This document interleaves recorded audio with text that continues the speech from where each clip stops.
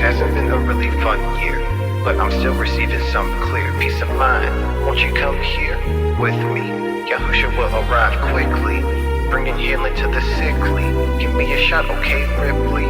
Believe it or not, I'm swiftly running to my quiet place, because I desire space, so please don't violate. Negativity we will annihilate. Let all my people know we ain't got time to waste. Open your eyes and let your pupils dilate. YaHsHuA, we praise your name to keep the faith remaining strong. We carry on from day to day. Let's keep it pushing, cause I know you'll make a way. You'll make a way. You'll make a way. Yeah, I know you'll make a way.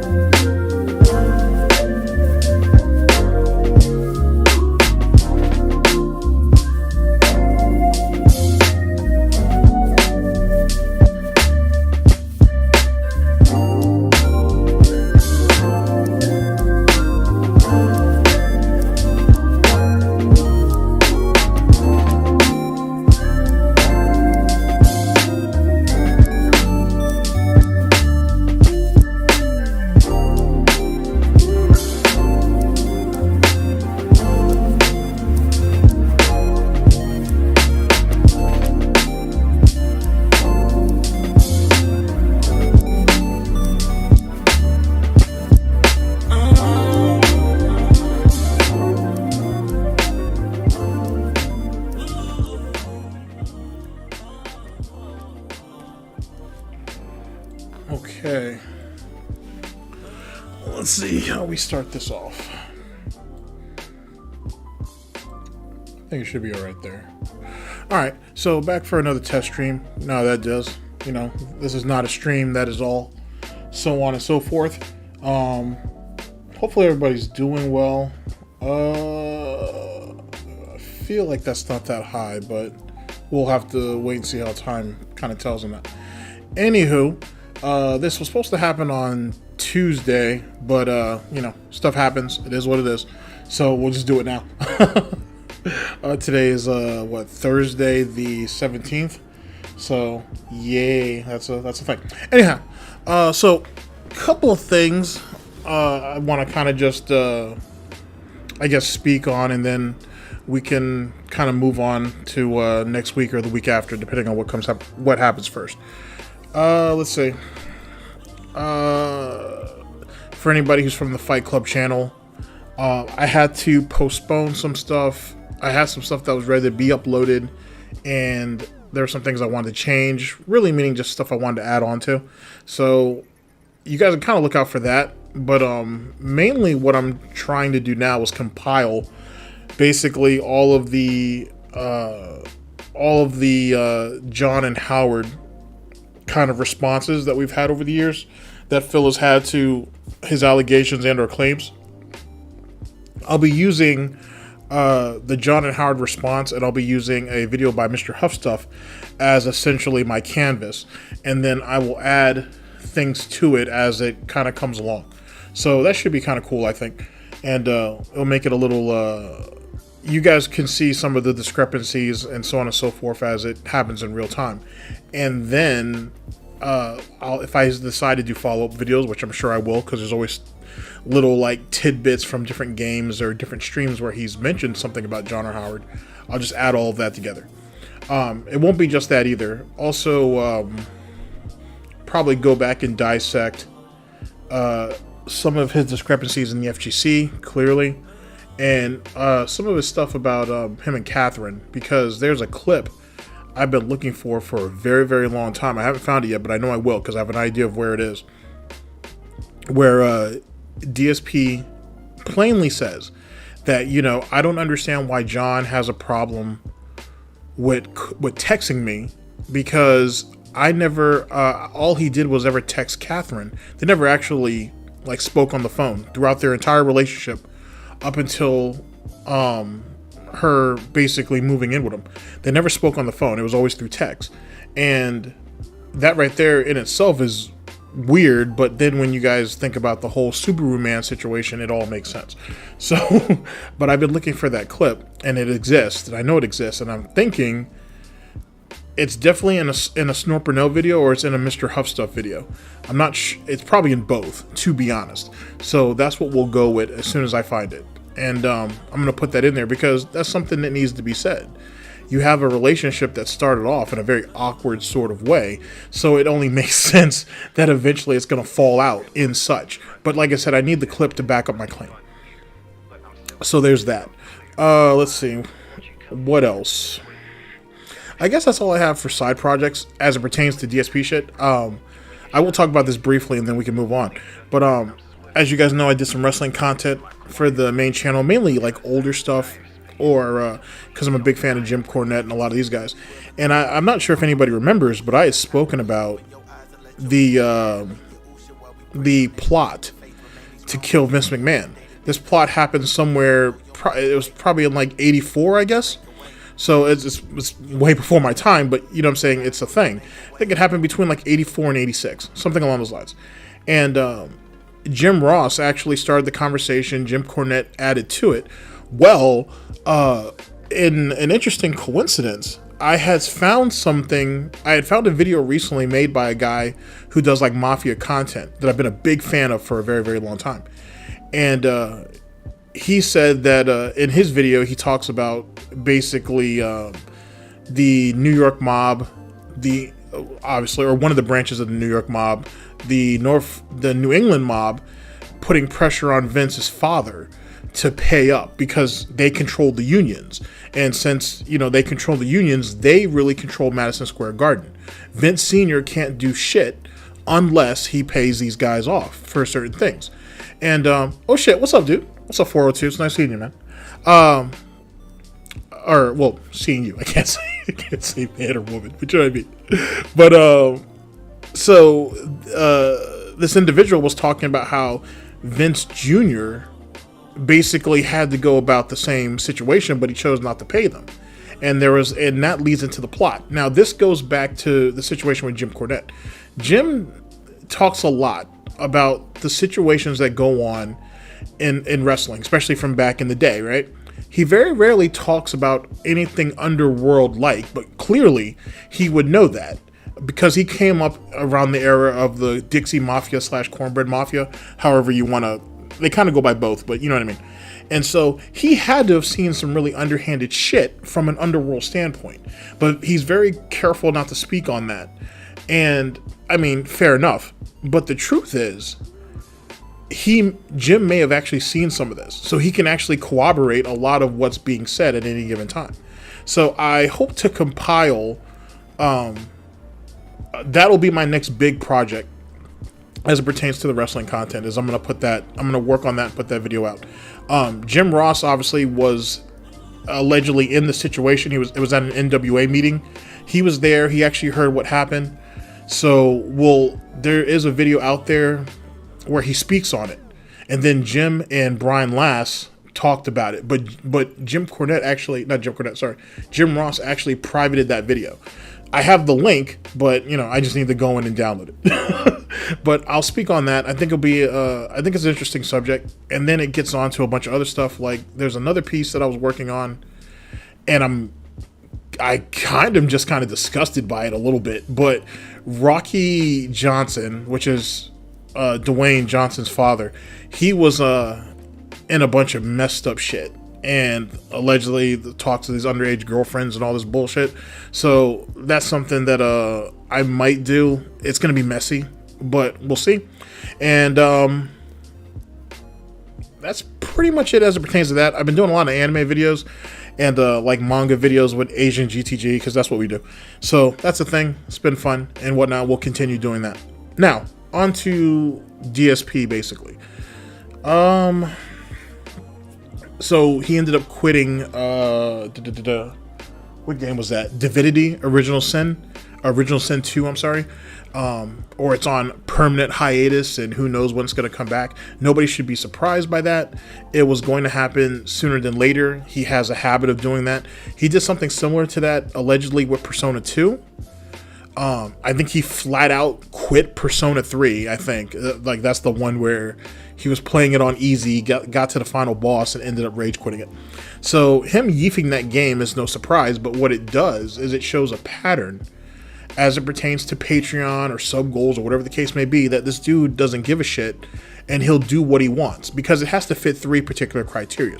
First criteria is it has to pay him well. Second criteria is he has to have a good time with it. And third criteria, which isn't exactly important, but Phil likes to have his cake, eat it too, plus have his victorious snorts all on the way, is that it's being received well by a bunch of different people. Like it makes him look good, if you will, right? And it has to get a lot of views on YouTube. And Divinity's not going to do that. It's not going to do that at all. That's not his game. That's not his pace. Someone like James the Lesser or Ann Leet or someone like that, or even LSB, those individuals will thrive with a game like that. Phil isn't. He's not going to do that at all. So he basically ran off on these people's money, and that was what that was a sub goal, right? Where people voted on or whatever the case may be. So they got fucked. They shouldn't be surprised. This is just par for the course. Next thing, he ends up skipping out on Guilty Gear to play Virtual Fighter. He has no business playing either one of those games, to be honest with you. Phil has had, and this is well documented, he's had a history of shitting on Guilty Gear, the game itself, as well as Guilty Gear players. To be honest with you, the game itself is just too complex for him. So he has no business being there anyway. He needs to go ahead and stay in his lane, you know what I'm saying, read the script and play his part. Stick your ass over there on Street Fighter and pray that Street Fighter 6, which wasn't showcased at the Capcom's E3 this year, comes out, which it probably won't come out. It's not coming out this year for sure. It's probably not coming out till next year, if it even comes out next year. Because for people who actually like follow that shit, they were trying to make that game like a 3v3, and testers and everybody else was like, yeah, fuck no, that's not going to work. You know what I'm saying? So you need to go back to square one. There are rumors out there where people were saying go back to like the Street Fighter 4 type formula.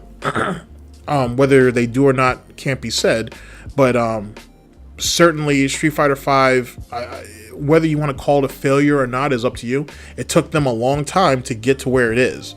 Right? It's better now. It's certainly a much better product now. But when it started, it was a fucking mess. And if it wasn't for people... And DSP says, and has said, that the FGC only hung on to it because that's all they had. And in some truth, there is some truth, I should say, to that statement. Certainly, there is some truth. But then again, at the same time, and this has historically been shown, there are a lot of people in certain FGC circles who play cross games, right? So, and that's what a lot of guys really had to do. They had to basically learn how to play across different games to stay in it. But then that's also why content creation is important. Let me give you an example. In the Call of Duty community, right? When you think of these big teams like FaZe, right? Or Optic, or the Huntsman, which used to be owned by Optic, but you know what I mean? When you think about those games like that, do you guys think they make all of their money through tournament wins? No. They make their money through content creation. Content creation is where the money's at. After content creation, it's merchandise. After merchandise, it's tournaments. Now, keep in mind, when you think of a team like FaZe, or even Optic, right, or even 100 Thieves, it's not just Call of Duty. They're sponsoring a bunch of different teams for a bunch of different esports games, right? But at the end of the day, the money comes from content creation from the individual players, right? Then the content creation from the team players, right? Or let's reword that. You have individual players who make content, and that's where a lot of money comes from. Then the team as a collective doing content with each other is where a lot of money comes from, and then you get into merch. That's how it works.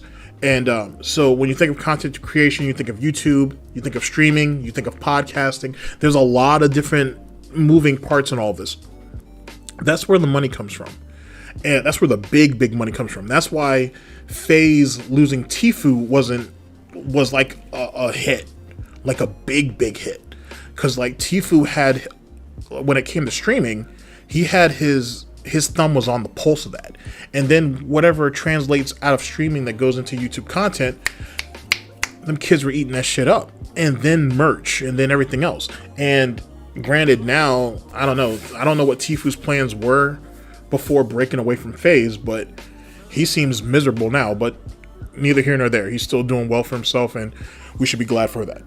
But that's where the actual money comes from. For a lot of these guys, like Smug, like Daigo, like Justin to some extent, like Punk, a lot of these dudes, they stream and they do YouTube videos.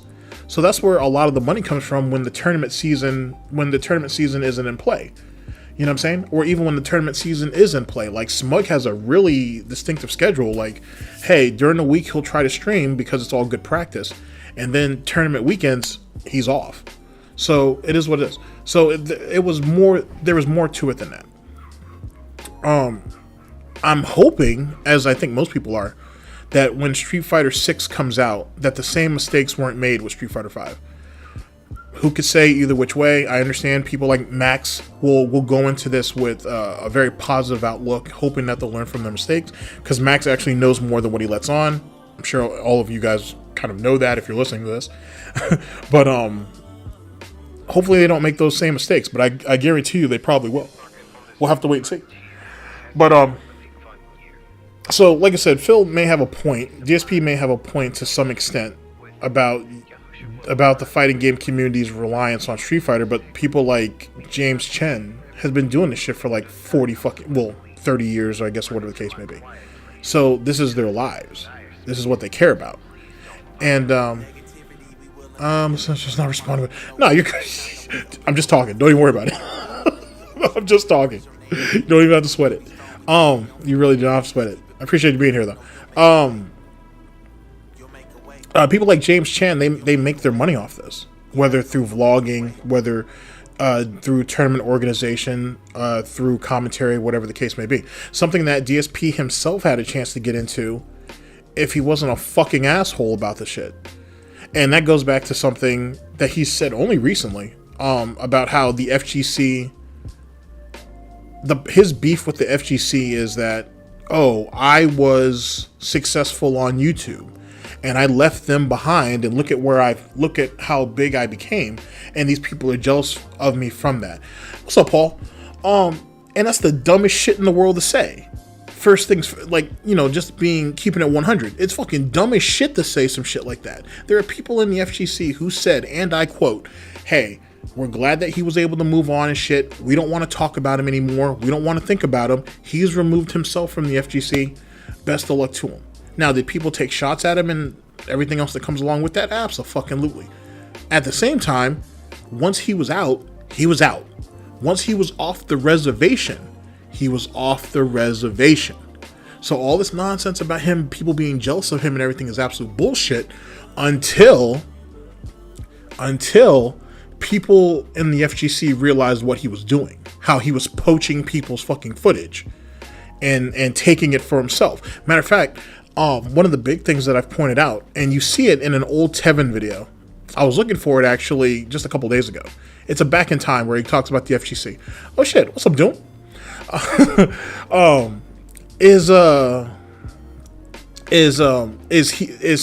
DSP is talking to Team Spooky, or he's hanging out with Team Spooky in the hotel, right? And he actually was hanging out with them for the majority of the tournament.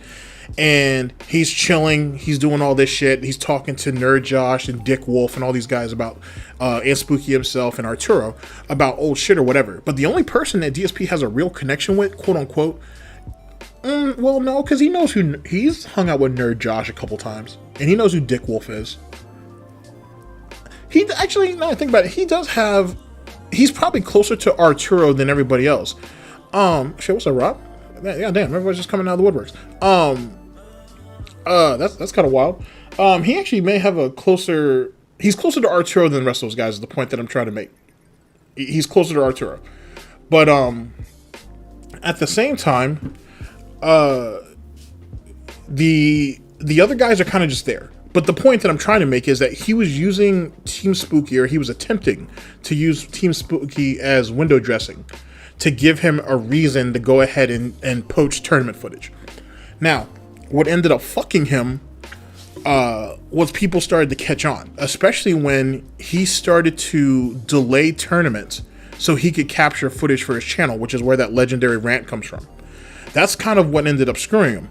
But that's not the only thing. There is a Winter Brawl tournament, I think. It was either Winter Brawl or Final Round. It might have been Winter Brawl, though, where Phil complains about his thumb getting stiff or whatever the case may be, right? He has something happen to it. And when he was going to put after his match, he was going to put his arcade stick behind some table or some shit and drop the goddamn arcade stick. When he did that, he ended up like killing basically the power for the auditorium or the room that they were in, right?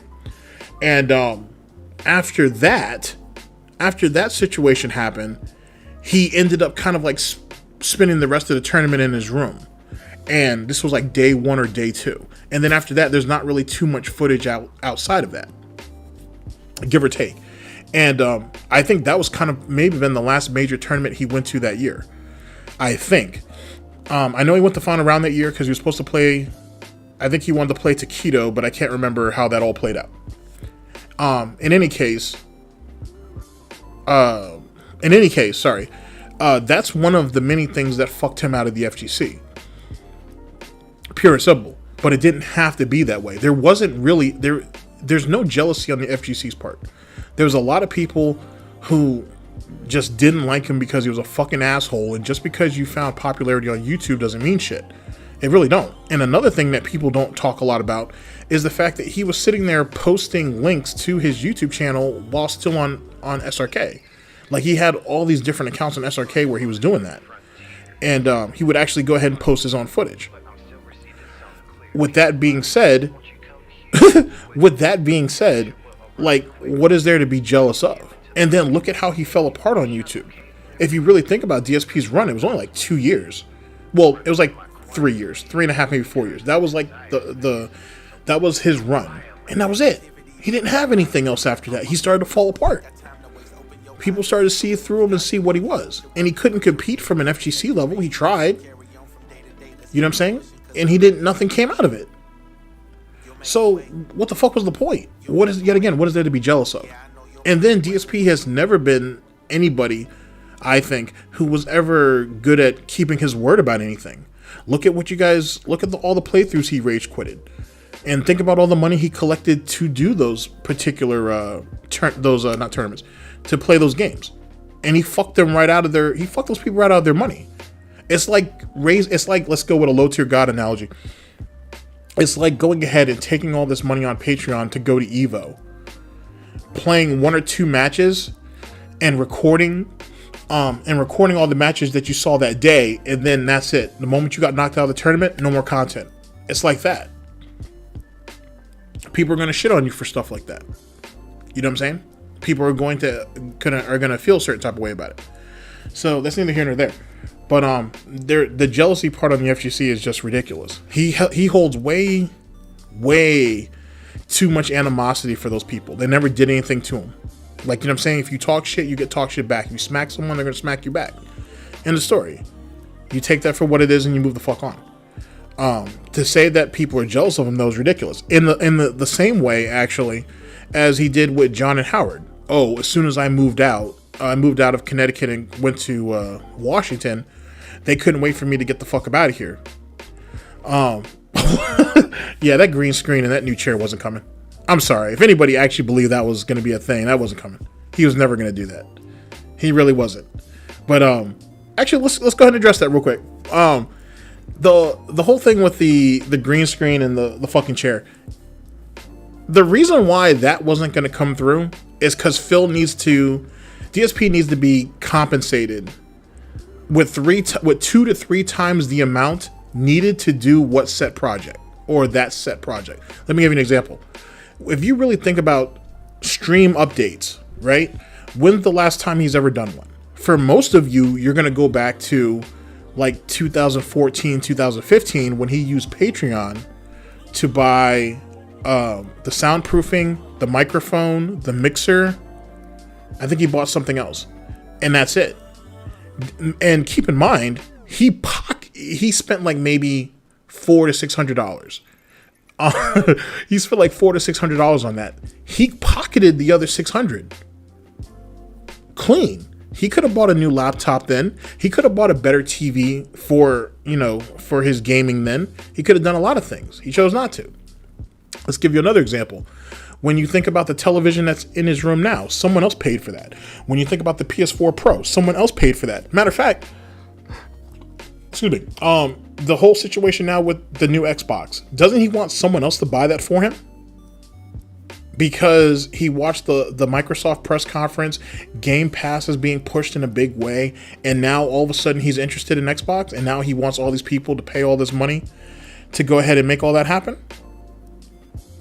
Like, none of us should be surprised or shocked by that situation. That was always how this was going to go down. Abso-fucking-lutely. And for him, I'm assuming, by the way, that he's sitting there looking at Xbox Game Pass, and he's like, oh yeah, I'm going to go ahead and go with this. He's going to pay his, $80 a year or whatever the case may be, and he's going to be able to play the majority of the new games that come out. But then, and this is something that I'm sure someone's pointed out somewhere down the line, at least within the last couple of days of this going on. What about the $5,000 in business expense that he allegedly spends each and every month just on the business? Well, when he does his taxes next year, that's not going to be the case, being that almost all of the big releases coming out through Microsoft is coming out through their Game Pass. So how's he going to explain that? And then here's an even crazier thing. If he says, I can't afford games, and people forget that he has Xbox Game Pass, that's a whole nother way for him to siphon money out of people, and most people aren't going to pay attention, or at least most people in his fan base won't. So then what happens there? Or if he's given a review copy or an influencer copy. Now he's on YouTube, right? He's not on Twitch anymore. He's on YouTube, but that doesn't mean that he's still cut off from that, if you will. It might be, I'm sure anybody who wants to give him a free copy from a publisher will still be able to find him. So what happens there? Like, you know what I'm saying? Like, he's announcing it right now because it's a good idea and Phil only thinks in the immediate. But in a couple of months, when people start to call him out on, hey, why are you saying that you can't afford such game when that's going to be on Amazon Game Pass, or not Amazon, sorry, when that's on Xbox Game Pass, how's he going to talk his way out of that? Or is Xbox Game Pass going to be the next detractor meme, or whatever the case may be? Then what? And speaking of of failures as it pertains to gaming, right? What about that 9,000 a month? Oh yeah, let's talk about that. Well, let's talk about something similar to that. So since he's left Twitch, he's made what, $30,000 since losing his partnership, I should say. But how much did he spend on that recent WWE campaign to get that legendary Hulk Hogan? Over $2,000, right? Something along those lines. I know somebody knows what I'm talking about, or somebody who's going to end up watching this video later on, they'll know what I'm talking about. How much did he end up spending on that?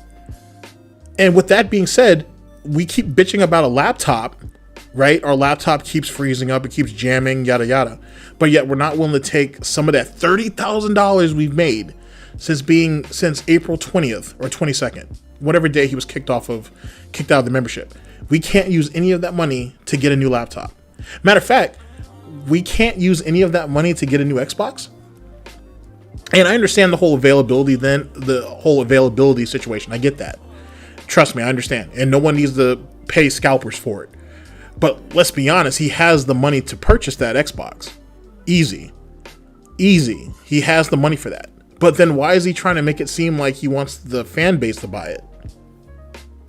And yet again, where the fuck is all the money going? Because if you look at his WWE progress, he's been slipping. He was in the top 5 for a long ass time up until he lost his partnership, and then everything went to hell. And he's trying to claw his way back up. So where's all the money at? Where's all the money? So that's a thing in itself. That's a thing in itself. Let's see. Talked about the Xbox. We talked about Street Fighter 6, Virtual Fighter. I'm surprised he hasn't dropped Virtual Fighter yet, to be honest with you. He's never been good at, 3D fighters. So I don't understand why that's even a thing. You know what I'm saying? You could tell he doesn't have the reactions or reflexes. He doesn't have a full understanding of the system because he doesn't sidestep properly. He doesn't time out his throws. He thinks that, go with the fastest characters and that's it. And that doesn't matter because there is a slight parrying system there. Or a flanking system, if you will, it's more like parrying more than anything, which will immediately throw off your rhythm. So what's the point of all that? And that he's not going to play anybody at a high level will destroy him. So outside of Virtual Fighter being free, what came out of that? And you're not even having a good time with it. I've seen compilations of him just bitching and complaining. So X the doubt on that.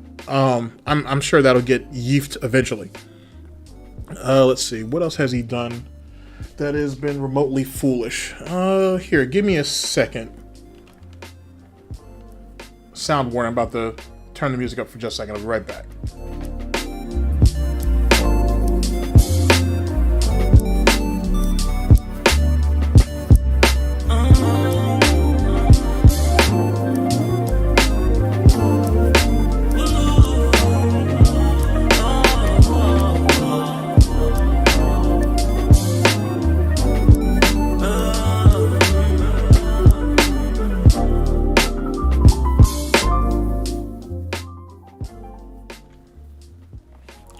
Okay, so let's see here.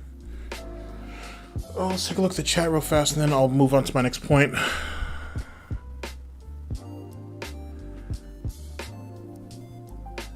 Oh, that's funny.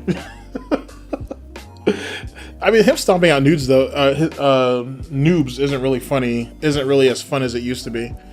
2 days early. That's true. He probably could have played Guilty Gear 2 days early, but if you have a choice between DSP and like Maximilian, who do you choose? Like, you know what I'm saying? Like, what are you going to pull out of? Even seeing Darkside feel rage in fighting games doesn't hold the appeal that it once did. Not necessarily. And more importantly, he's kind of getting stomped. He's getting stomped out more than he's actually stomping, to be honest with you. That's why he's running away from Goji tanks all the time. To be honest, because Goji has his number and he knows it, and he keeps talking shit about Goji's connection, but I feel like it's actually on DSP's end. At least that's what it seems like, because it's funny how anything outside of Third Strike, if DSP beats Goji tanks, pure skill, Goji tanks trash, just a hater, whatever. Then we get into Third Strike, and then all of a sudden, it's lag, all of a sudden, you know what I'm saying? Then all of a sudden we have all these problems with connections and shit. So that's it's funny stuff. It's absolutely funny stuff. Oh, let's talk about sub only mode. Let's talk about that. The dumbest thing that DSP could have ever done.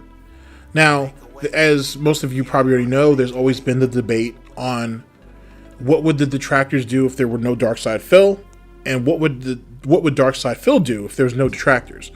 Sub only mode, I think, definitively proves that DSP can't live without detractors. And if you coincide sub only mode being enabled, and then you look at the sub goals, at least some of them, maybe even the majority of them, you see who needs who. Sunspot Gallery, great example. Big ups to him. If you guys are watching Bacon Sweat, it proves it. Just correlate the dates, and that's it. And thank you, Doom. Fucking 11 people in the chat. Like, that shit's fucking terrible for a channel that has 100,000 subs or whatever. Yeah, it's Darius Playground when he's not on Twitter fucking giving big ups to fucking porn stars and shit. Goddamn. Oh, Vidal came back? Really? Yikes. I wonder if Vidal's actually... I wonder if Brightside Vike is actually trolling, though. Because there's no way that he should be trusting DSP, but it's assumed over the last couple years he may or may not have tipped DSP. I couldn't tell you either which way. But wow. Oh, well. I that sucks. If you would think Vidal, of all people, would understand it. But then again, look at, for just a little bit of lore for you guys. What was that guy's name? Waifu Destroyer Matt. 2017. He was a long-time viewer of DSP. He allegedly got out of pocket one time on a stream, and DSP spent like 15-20 minutes just shitting on that guy. And the guy came back the next day and every other day afterwards. Matter of fact, I heard he done it. Oh, wow. And he gave him money too. God damn. But Waifu Destroyer Matt got fucking absolutely destroyed. And Tevin, praise be, had sit there and had called him a cuck. Because how are you going to let another man shit on you like that in front of a couple of hundred people that were on that stream and then come back like the next day or the day after to act like nothing happened? Yikes. Yikes. And Waifu Destroyer Matt was big mad about that too for a while. But you know, that was cuckish behavior. So, I mean, if you're going to be mad at anybody, be mad at yourself. But back to sub-only mode. What did DSP expect to achieve? I can tell you guys what, because I know most of you already know. He's trying to use that to artificially inflate his numbers to make it to 200,000 on YouTube. The problem is, though, aren't they doing like a purge of like dead channels, inactive channels, and bot channels? So that won't even matter if that actually happens, of course. And even with all of the troll counts that are out there, 30 or 40 per troll or whatever the rumor is, right? Whatever is being said. That's still not enough to push him to 200,000, at least not for another 6 months to a year. So this is really what you thought the situation was going to be. Planet Jeff is... Really? Is he back in the mix too, huh? He wants to spend more of his wife's insurance money? God damn. Jeff. I mean, I assume Planet Jeff is just like Only Iced Coffee and is on a sock account. I'll tell you this, for the longest time, I thought, and this is just a personal thought, honestly, I thought that Planet Jeff was Only Iced Coffee for a little bit. I thought that was just, he was running around on a sock until Only Iced Coffee started to get really silly, and I was like, oh, well, I don't think that's Jeff now. I don't think Jeff's that silly. For a while though, it was also thought that maybe Vidal was Only Iced Coffee too. So, and I don't think that was the case. But that's shitty. That's shitty. Him coming back to YouTube though is working out just like how I said it was. He's gonna die here. Well, DSP / Darkside Phil is gonna die here. What can he do to really fix it? Like on Twitch, it was this little hug box. He had the protection of the moderators or the admins of the site. He had all the things that he needed, or that he wanted, I should say, to sustain himself. Not to prosper, not to thrive, but to kind of sustain himself. Like, you know, any other disease / parasite or whatever. But on YouTube, it's a different story. Like, he's being basically cut off at the balls at all sides. You can't do anything. Like, you know what I'm saying? You don't want to edit. You don't want to put out a decent amount of content without flooding people's fucking inboxes and shit. You know what I'm saying? You don't want to do anything to actually be successful. That's the reason why he ran from YouTube to Twitch in the first place. I know you guys remember that. Once he got fucked over, well, let's establish the timeline. He ended up actually going back to Twitch at the November or December of 2016. He ended up getting dropped from Machinima in like February or March of 2017. And that's when he did that whole spiel about going all in as being a full-time streamer. Even though theoretically he was a full-time streamer before that, but that's already been said. But he has made a shitload of complaints throughout 2017, 2018 about how being a live streamer is so much harder than being a content creator on YouTube. Anybody can learn how to edit, or anybody can edit, but not everybody can do improv style commentary in front of people on a live stream, which is absolute bullshit. Anybody can fucking come on a live stream and talk. He did it. Anybody can do that. I think editing is a lot more difficult. Yet again, it depends on the subject matter too. If you're talking about something that you give a fuck about, or if you're interested in, it's easier to do. Whereas if you're up there trying to keep up with a conversation, or if you have to bounce off people, you have a problem. That's the reason why smart guys never ended up coming into fruition. John actually brings that up in the John and Howard response, where he felt like DSP wasn't really that interested in wrestling anymore. And DSP was only doing it because of the money it was bringing in. And if you look back at some of those old episodes, it's really kind of Phil just bouncing off of John. In my opinion, of course. At least some of it.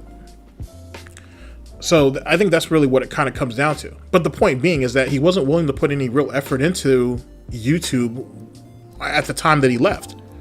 Now that he's back here and he's stuck here, he's even more dependent on tips, obviously, channel memberships, because that's what's going to contribute to the big YouTube paycheck, and super chats, which he doesn't even count towards the tips goal, which it should be. Whether he gets it a month down the line or not, it should be considered as a contribution that goes towards tips. If he has to raise the tip goal for each stream, then do it. But that is what it is. It is a tip, or it is a direct contribution, if you will, so to speak. Whether he gets it, like I said, down the line or not. So that is what that is. But anyway, he's burying himself. He's slipping further and further down the YouTube algorithm. He's privating the actual streams themselves. I don't think he's deleting them, but I think he's privating them, and then he's cutting them up and just putting them out there on YouTube, which is dumb, because just put the whole goddamn stream out, and then you don't have to worry about going back into OBS, downloading it, and then cutting it up into pieces and uploading them. Like, skip a step. Why? To get a little bit of fucking ad revenue on videos that only do like 300 views anyway? 400? What's the point? You're killing yourself doing stupid shit like that. That's dumb. That's so fucking dumb. But it is what it is. So yeah, he's gonna die here. He's just gonna go stagnant. DSP gaming is garbage. It's not worth shit, and it wasn't worth shit a couple years ago.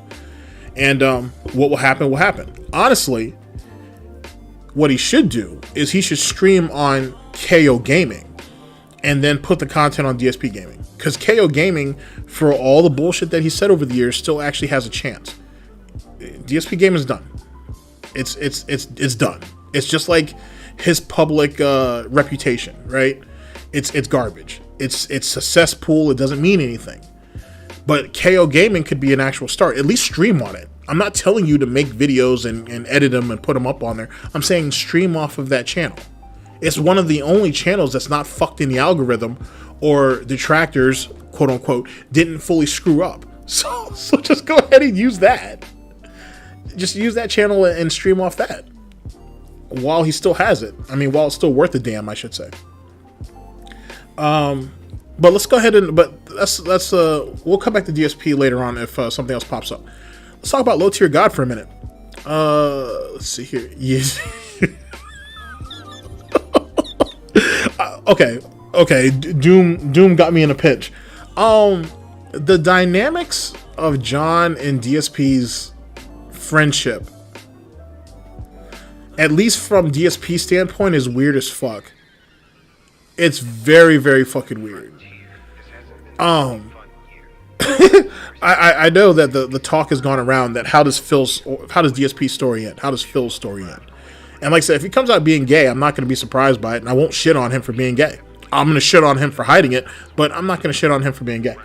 I don't think John is gay. Let me be clear about this. I do think, because John has had a girlfriend for the majority of the time that DSP knew him. Matter of fact, there was a tournament that these two went to. I think it was the one in Philly. Let's see here.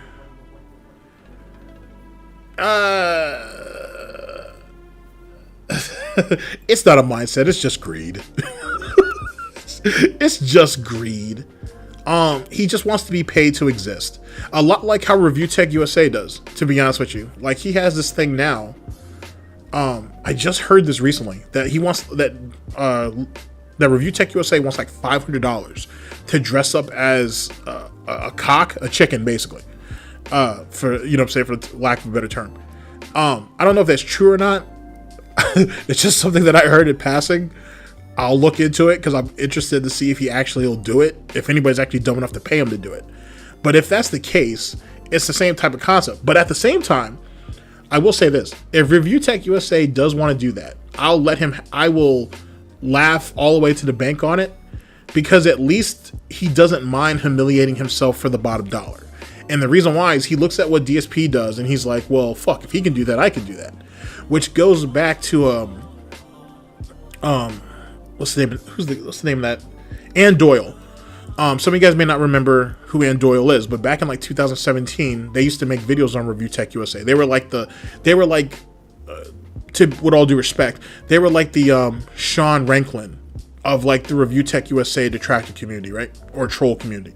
And they talked about, at least in their videos, they talked about how Review Tech has watched DSP for a number of years and is completely and totally obsessed with how DSP has been able to do what he's been able to do for as long as he has in the amount of money he's made. And there may be some credence to that, but that's neither here nor there. But I will look into that Review Tech USA thing, and as I start to kind of get a better hold of this, and I can start adding videos to stuff, and I can show you some of this stuff that I'm telling you about, then you guys you'll see a little bit more of it. Or at least I'll try to link it in the description if I can find the videos. But back to Low Tier God for just a second. As we talked about on the last stream, which was last week, I think, I talked about how he's been deleting videos. Like, there's something like 3 million views worth of videos have been kicked off the board for whatever reason. Well, recently he did an apology video. I understand that it's Pride Month, so I don't know if he's doing that because he's trying to basically cozy up to the LGBTQT community or whatever the case may be. I'm not sure if that's what it is. I'm not sure if he's heard about something that may be coming down on him and he's trying to damage control. Not sure. But in any case, he made this video apologizing about certain shit that he said, how he was being irresponsible and he was being immature, and yada yada yada. Absolutely boring and pointless shit for someone who doesn't really mean it. Until I found out that Zero Blast, which is the person that Low Tier Guy got into a beef with early 2020, and got them both knocked off out of the FGC tournament scene for about a year, give or take, has been now let back on. But Low Tier God hasn't been reinstated yet. So the thought process for me is he's trying to basically cozy up to the situation to try to get himself back into the tournament mix. Excuse me. And I don't blame him, I guess, because everybody's been on lockdown for a really long time, and he probably wants to get out there and see what's up. And also he made the majority of his name off of the FGC. So I can understand why him wanting to go back and get himself back into the mix. He's not going to do it the way he's trying to do it now. If that's what he thinks is going to work, it won't work like that. There is a lot of bias against Low Tier God in the FGC because he said a lot of fucked up shit about a lot of people for no fucking reason. So we'll see how that plays out. But the fact that you decided to delete 3 million views worth of videos, you're making apology videos now, and then you're sitting there changing thumbnails, right, to make them seem, I don't know if they were offensive in the first place or not, but now you're changing thumbnails up. It makes me wonder, what the fuck are you doing over there? And that's right there, ladies and gentlemen, I don't think is a direct cause. That's funny. I don't think that's a direct cause of the whole situation with June the King trying to get him banned. I don't think that has anything to do with it, to be honest with you. I think Low Tier God don't give a shit. I think he looked at it as just a lot of traffic coming his way. I know that there's a clip out there of what's his name? Keemstar, drama alert, coming into one of his streams. This is right around the time of that controversy, and Low Tier God just started sucking dick, I suppose. So until I actually get the chance to actually see the clip again, we'll see what's up with that. But I don't see too much coming out of that. I don't think that's the direct cause. I think there's something else. I don't know if we'll ever find out what it is, but we'll find out. Speaking of which, speaking of the FGC, give me just a second. Sound warning.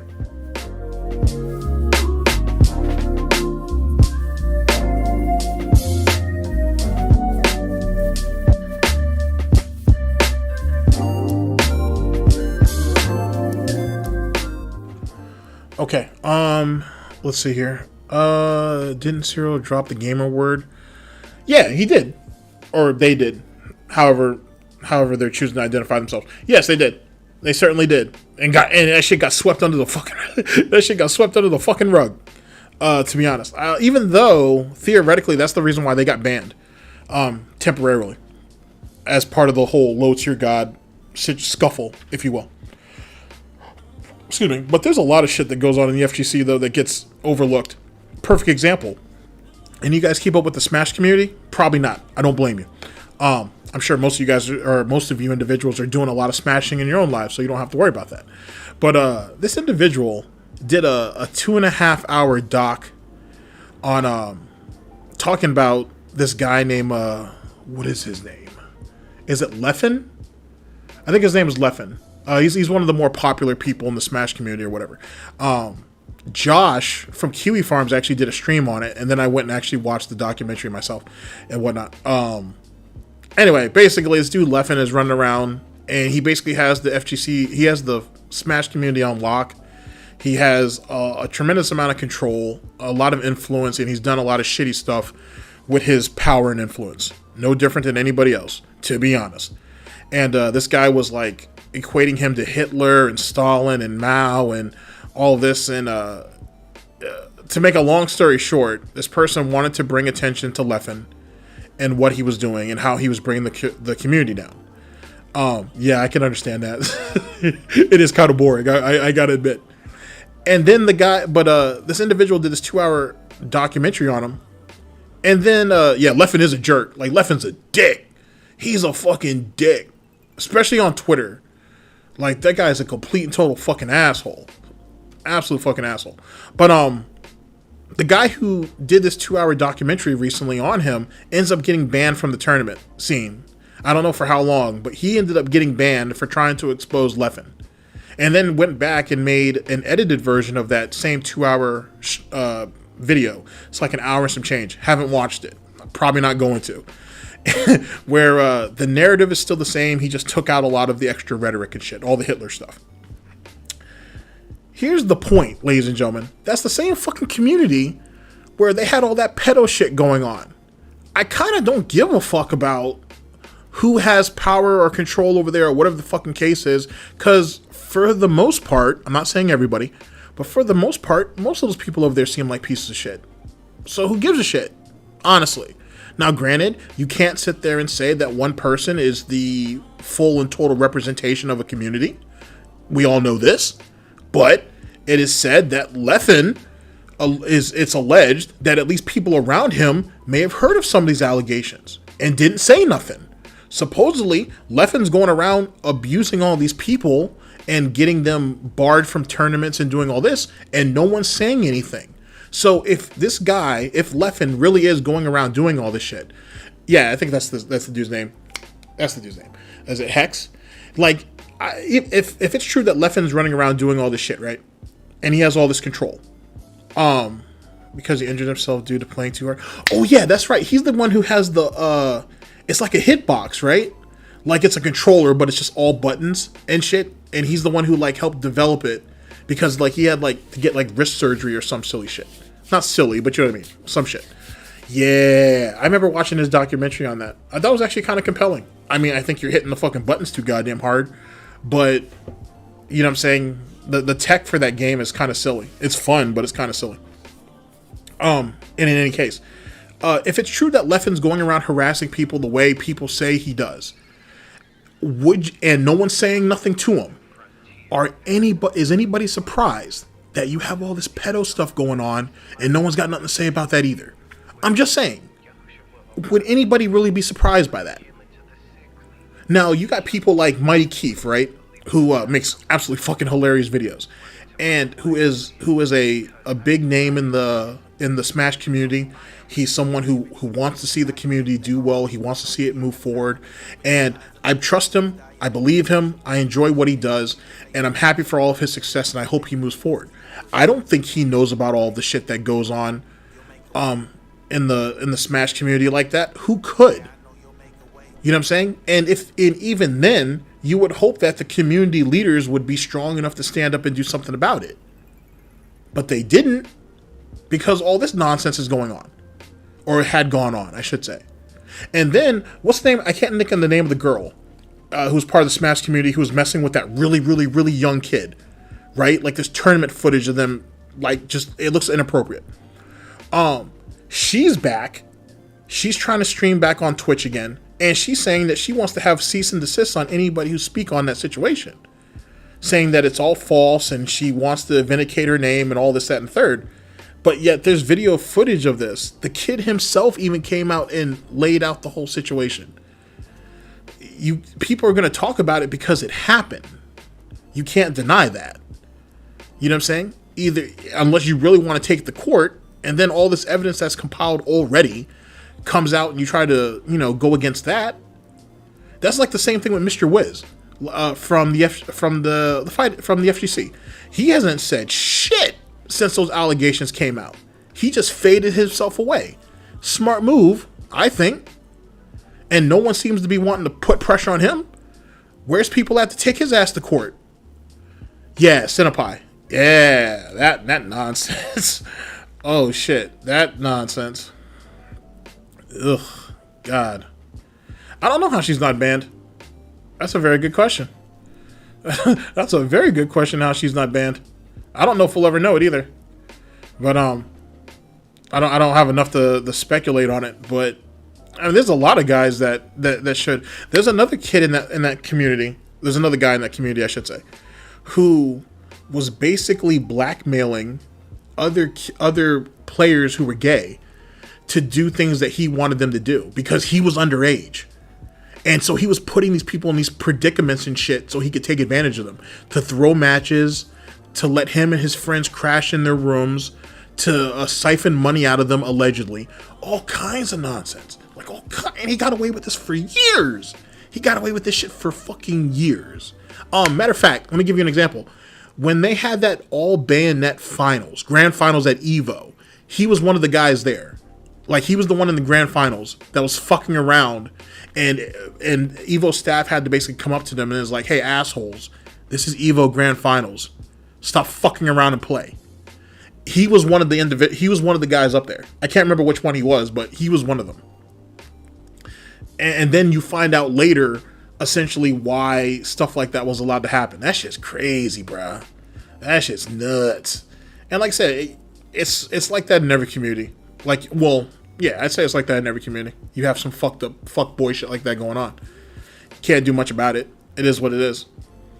and whatnot. But to be honest, you looking the other way is not going to do anything. Kick that shit out. Like, get it the fuck up out of your community unless you want it to bring the whole community down. You know what I'm saying? And this is all hypothetical. I'm not accusing Leffen of anything, nor have I heard anything. But if Leffen came out of fucking right field, and allegations came out against him for whatever reason, what happens then? I don't know. No, I thought the name was like Captain something. I thought the person from the Smash community I'm talking about, I thought their name was like Captain something. I think I have to look that up, but I'm pretty sure I thought their first name was like Captain something. So it was, I don't know. I can't. It's not that name though in particular, but yeah, if Leffen ended up getting accused of something like, yeah, I think it might have been Captain Zach. Give me a second. If something like that comes out on Leffen, then what? Like if an allegation, I should say, was to come about, then what? Let's see here. Okay, here we go.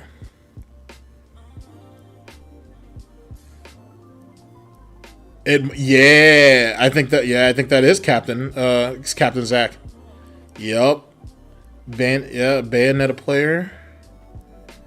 Let's see here. Sorry about that. Give me just a second. He was considered one of the best Bayonetta players in the world. Was he? I think he was the one that was stalling at Evo, though.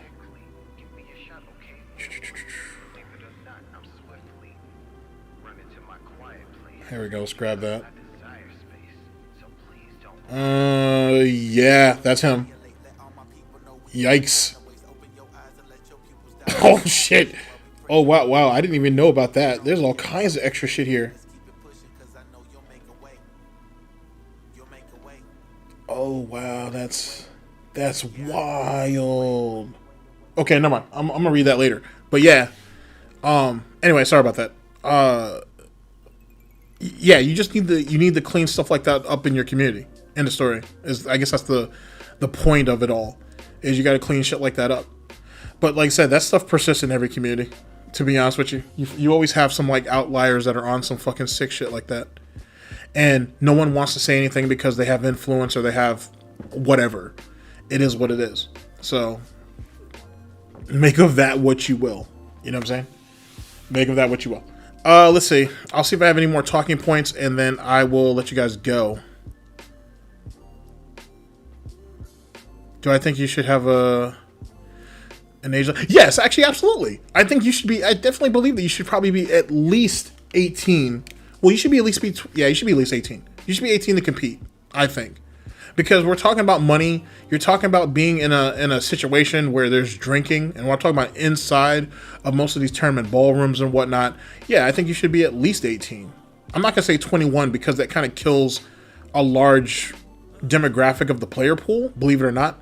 But I think you should be at least, if to play in person, you should be at least 18. If you're competing in an online tournament, then I mean I think it's whatever, to be honest.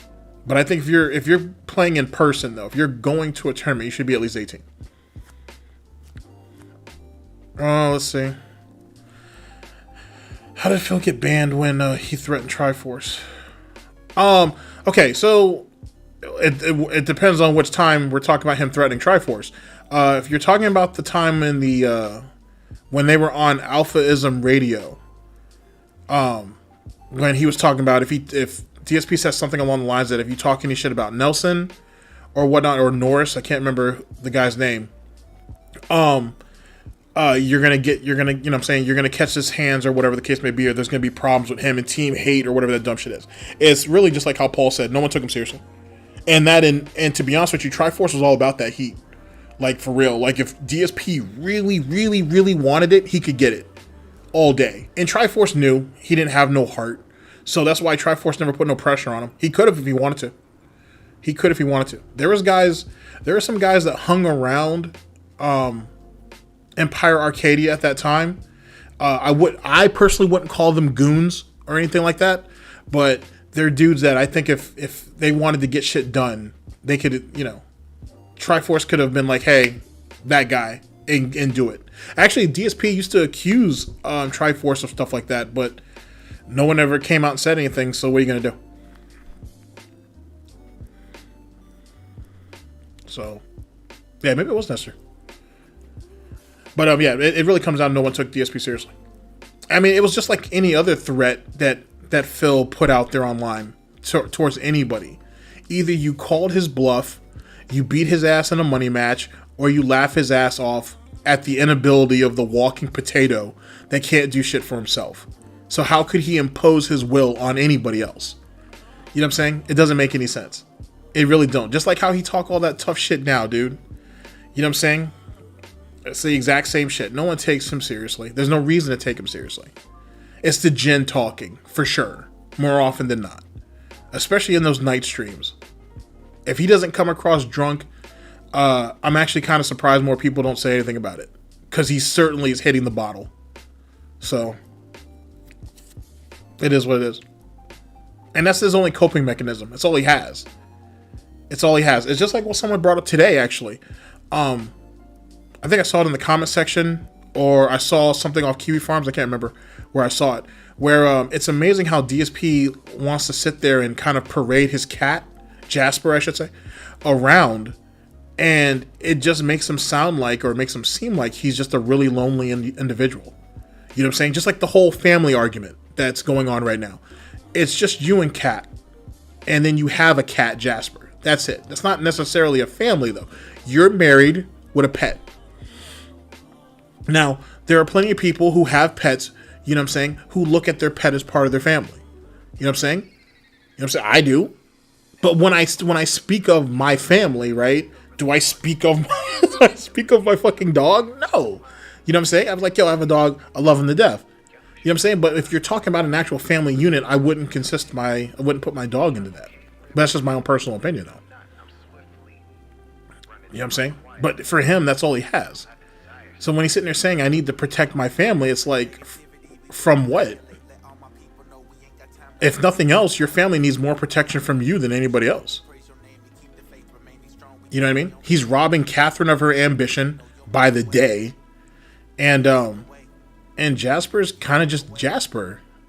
Even for a cat, he's kind of just stagnant, which is kind of sad, to be honest. So that's the way I look at that nonsense. And actually, let me further that for just a second. Phil's need for a family, or his need to speak on his family, I should say, comes from this necessity that he needs to seem, I guess you could say, grown, right? He needs to seem like he's an adult and that he's acquired all these things. The trappings of success, while also showing the growth and maturity of having a family, having a house, having responsibilities, and all these things. Excuse me. The problem is all of that's negated with the fact that you go online every day and beg for money. At the end of the day, ladies and gentlemen, that's what he does. That whole nonsense about, oh, he plays video games for a living and yada yada, stop. Or stop briefly, I should say. He is a beggar. He goes online and he begs. That's it. He cannot pay his bills, ladies and gentlemen, off of just playing video games. Because if that was the case, he wouldn't need to beg then, would he? He chooses to beg. He's terrible at games. He hates games at this point, to be honest with you. So the only thing he has, excuse me, is begging. That's it. And that's just being as blunt and honest about it as it's going to ever be. And it's been like that for years. And that's why he was so comfortable doing it on Twitch, because he looks at Twitch as that right there is the platform where you do that stuff on. Remember the meme? It's not even a meme, but the shit that he said before, where he's like, Twitch is not about gaming. It's not for gamers. It's for people who beg for tips, beg for subs, go ahead and shill out their merch, and so on and so forth. That's how he perceives Twitch. End of story. Him coming back to YouTube and using the exact same tactics shouldn't surprise any of us. And just recently, he's talking about how he can't accept tips anymore because tips weren't verified. It was like $188 tip or something like that. Honestly, I don't think he refunded that tip, to be honest with you. I think he actually tried to dispute it because he's had a history of doing that. Exactly. Absolutely do. That's exactly what he is. But that's what his situation is. You know what I'm saying? At the end of the day, he doesn't have anything else. At the end of the day, it's just begging. It's all it's ever been. He's always been codependent on people for one thing or another. End of story. I just saw an old video. I'm actually going to go over it on the Fight Club channel, where he talks about how, yes, I used to shit on people who collected donations, who used Patreon, who did all of these things, right? Because there was so much ad money on there was so much ad revenue on YouTube that they had no need to do it. But now that I'm in a position where I have to do it, why is everybody shitting on me? Well, first off, you don't understand what kind of situation those people were in, good or not, for them to want to diversify. Because that's what that was. It was diversification. If they were making a lot of money one place, maybe they want to extend their reach. So they went over to this place and did such. And if they want to, and if people want to give them donations or whatever the case may be, so be it. If they're putting out a quality product and they want to contribute to that, then so be it. I mean, Jesus Christ, you have chicks on Instagram who get crazy amounts of money just to travel so they can put more pictures out so people can simp over them or admire them. Let's say admire them, because if you want to simp, you go to OnlyFans now. So they can admire their pictures and keep the kind of the circle going. But DSP got mad that people were shitting on him for having to do these things. Well, you did it yourself. You had no business. If let's look at it from the law of Galtopia. If I have no right to speak on DSP, right? Because, you know, people like to bring that argument up. Oh, what did he do to you? You don't know him. Yada, yada, yada. If I don't have the right to express my opinion on on anything that DSP says or does, then who the fuck is he to have an opinion about anything else that I, Justine, Maximilian, Markiplier, or anybody else has to say? I'm on YouTube just like he's on YouTube. So if you want to just go with commonalities or whatever the case may be. So if he can have an opinion on people and it should be just taken as an opinion and he doesn't want to get attacked, right? Then why can't someone do that to him? And I don't bitch and complain about people attacking me or not liking my fucking videos or whatever the case may be. You have the right to do that. I'm not here to ban you. I'm not here to block you. You're talking your shit just like I'm talking my shit. And I'm okay with that. He's the one that's not man enough to deal with that shit. How's that my fucking problem? How's that my fucking problem? How's that anybody else's fucking problem? If you're going to sit there and say what you're going to say, then you can take everything that comes with that. The whole kip and caboodle, which is another reason why he hates detractors. Because they are strong enough to sit there and stand behind their opinion where he can't. If a mistake is made and a detractor chooses to rectify it, they have enough strength of character to do so. He can't. And more importantly, a detractor doesn't need another person to push them. Darkside Phil does. He's never been good at doing anything on his own. He's always needed someone there. Perfect example, look at what happened when Panda left his ass. Speaking of which, I saw that people are back over there on Panda's Instagram, and I see the picture that's floating around that people seem to be admiring. She looks good. Like I said, she's been doing really well since she left Phil, to be honest with you. That right there is a success, if nothing else. Can't wait to see what Catherine looks like when she leaves. Anyway, when Panda left him, did you see Panda on Twitter? Did you see her on her YouTube? Did you see her on Instagram? Sitting there bitching and complaining about, I don't have anybody to make my meals. I don't have anybody to wash my clothes. I don't have any moral support. No, you didn't hear her say any of that shit. That was DSP doing that.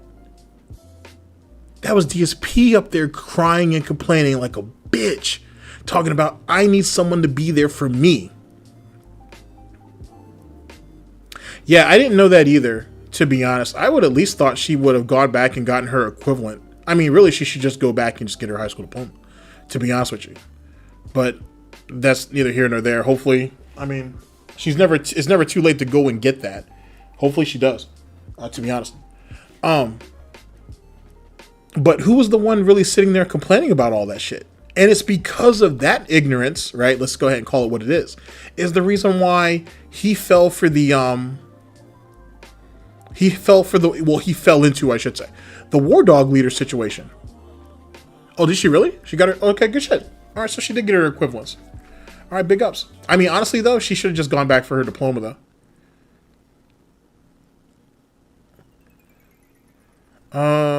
When he left John and Howard, his channel was in it.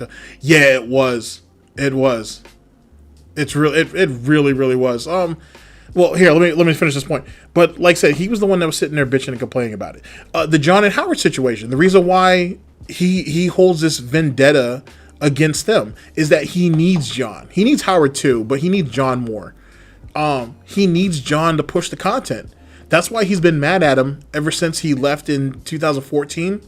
And he was like, "Oh, John promised me that once I got myself, all together, we would start making content again." But that's funny because there's another ATK, or Ask the King, or Ask the Pig, whatever, where he says, and I quote, "I talked to John, and John said maybe they can start back up on the content."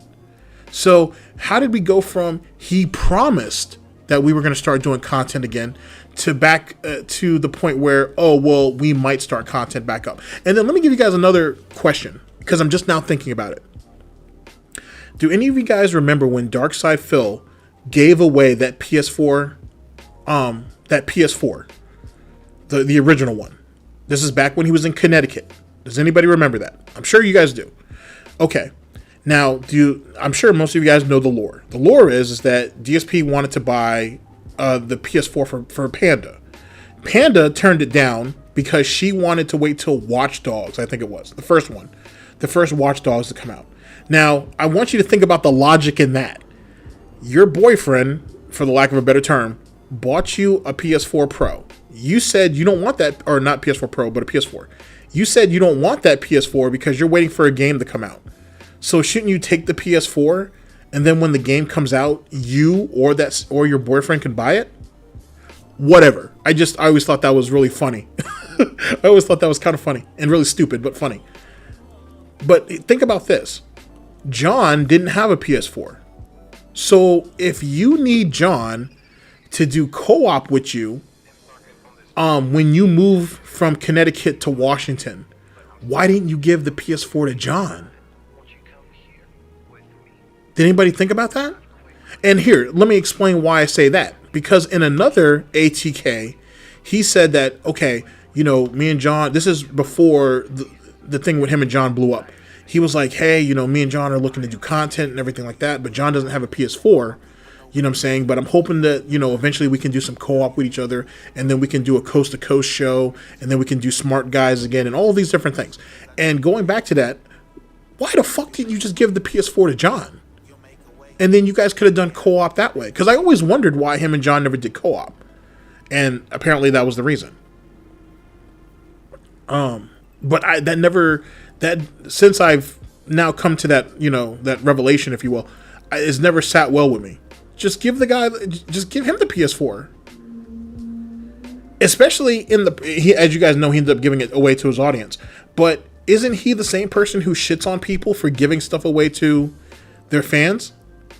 Even though he was giving away empty game boxes, I should say. Oh well, semantics, I suppose. Let's see. Yeah, probably. John didn't want to give him his toes. Yeah, Panda was probably trying to get them to play together, to be honest. A lot of the playthroughs they had they could have been funny if DSP didn't take himself too seriously.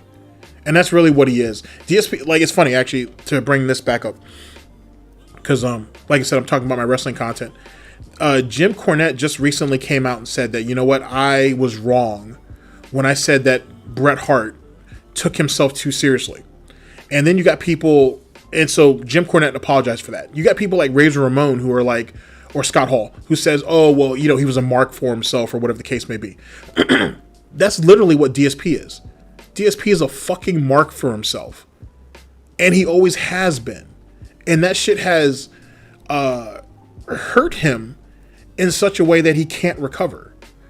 You know what I'm saying? Like, he's essentially, he fucked himself in such a way that he'll never be able to get back to even where he was, you know, at his highest point, if you will. He could never obtain that.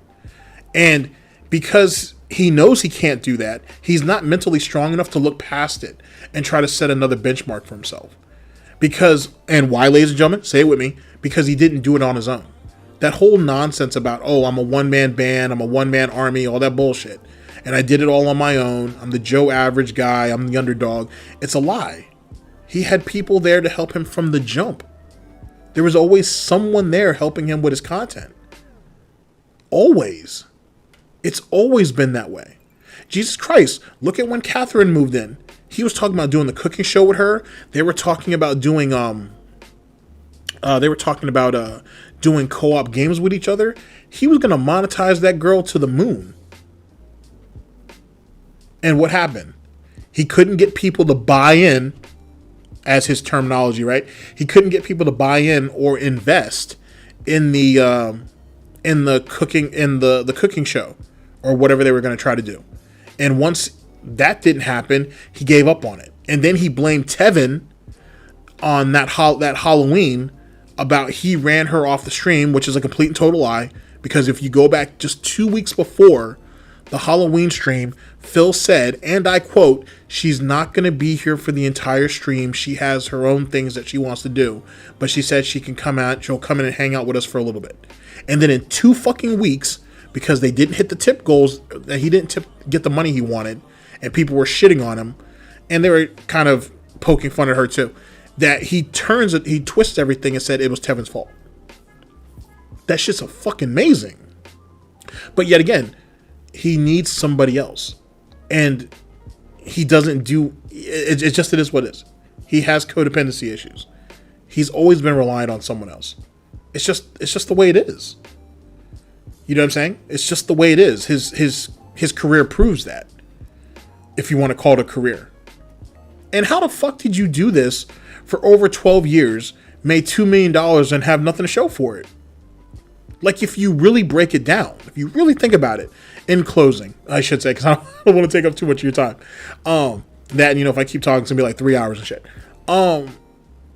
You've made $2 million over your time on YouTube, online, I should say. Maybe over $2 million. You were $500,000 in debt. You have a condo that is getting foreclosed on, and you're probably going to get sued for that.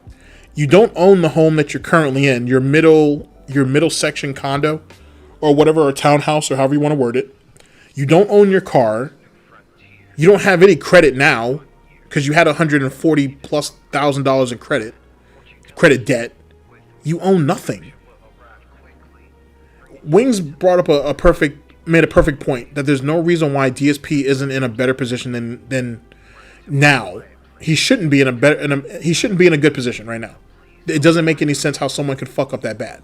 Now, keep in mind, Wings is steadily putting weight back on doing what he's doing, so that is what it is. But he's not wrong. There's no reason why DSP doesn't have financial security. Long after his popularity, if he was ever really popular, or any of those things faded, he should at least have the financial security. And he doesn't. And why is that? Even taking into account the amount of debt that he had before he jumped into YouTube, it still doesn't explain where the money went. Like, where did the money go? And then, like I said, this little pet project I'm working on, another one I have, where I want to go through his entire tax history from 2017 till basically now. So you can see all the different discrepancies and shit. And there's a lot.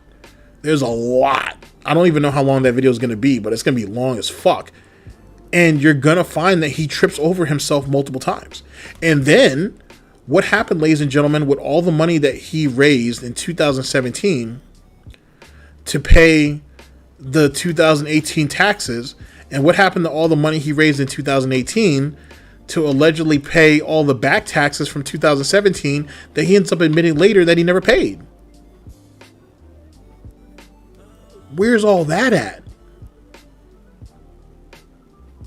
and nobody ever. It's a mess. It's a mess, and we're not talking about chunk change, ladies and gentlemen. We're talking about tens of thousands of dollars. Unless he polished it up and set it on fire, he might as well have.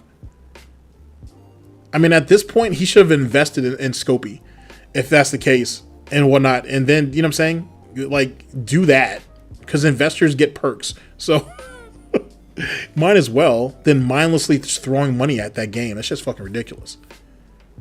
But yet again, we're talking about like tens of thousands of dollars that he's raised just during the tax saga, if you will, because it's an ongoing saga if you think about it. Where's all that money? Tens of thousands of dollars just gone, wiped off the board. He's made $30,000 just in the last 2 months. Double, if not triple, what he would, at least double what he usually makes in that same set period of time. Gone. It's probably triple, really. Gone. Just wiped off the fucking board. And he doesn't have an explanation for anything. And then he don't want to buy anything. And then, to close this out, he also spoke recently about how don't send me anything unless you tell me in advance. Well, Phil, what's the point of doing that after the Stream Deck that was sent to you 2 years ago, 3 years at this point, that Stream Deck that was sent to you, that, I don't know, almost $200, I think LSB said it was, that was sent to him and he never used it.